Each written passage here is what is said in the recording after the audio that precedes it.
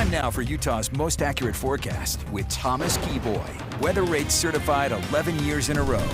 Good afternoon, Utah. Happy Wednesday. We are halfway to the weekend, and as we started off this week, it definitely felt like kind of early spring, but we're starting to get kind of back on track when it comes to our temperatures. Today is June 1st, or the first day of meteorological summer. Temperatures coming in just a little bit below average, but thanks to high pressure, we will be warming up to above average by the time we get into tomorrow. But we'll start off with a May recap where our average temperature in Salt Lake City was 59.4. That's when you take the average, the daytime high and the overnight low, and you combine the two. But the average, 61.5. So we actually came in slightly below, but you might have thought it was a wet month. In Salt Lake City, we did see a decent amount of moisture, 1.68 when it comes to our precipitation, but that's also slightly below average. But in other spots across northern Utah, we did come in above average. So in northern Utah, it didn't do so bad, but if you get down to Cedar City and St. George, basically tied the record with the lack of precipitation, where Cedar City only got a trace and St. George didn't get anything. So hopefully we can get more wet weather on the way, but with high pressure building in, that's not going to be the case. Our system from yesterday moving well away to our east. And there is a cold front that you can see off the Pacific Northwest.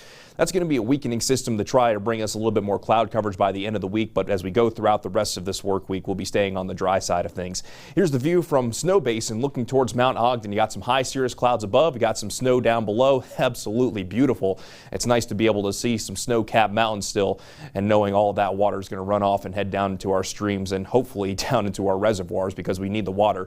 But down in St. George, not a cloud in the sky. All quiet with our Dixie Tech camera. It's just been a beautiful day in St. George, albeit a warm one.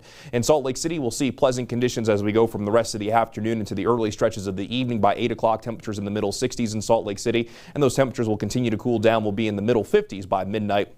So definitely going to be on the sweater weather side of things as we go throughout the overnight, as we'll see our temperature eventually drop to around 50 degrees in Salt Lake City, climbing to 82 by tomorrow afternoon, though. So going to be quite a bit warmer compared to what we're finding for today.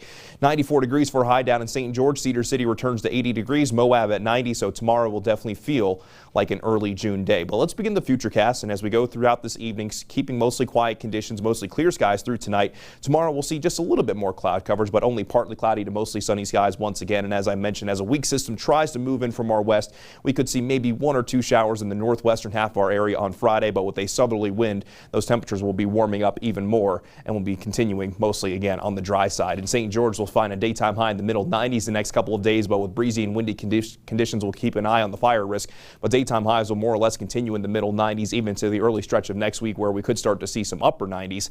And along the Wasatch Front, daytime highs will climb into the low and mid 80s the next couple of days.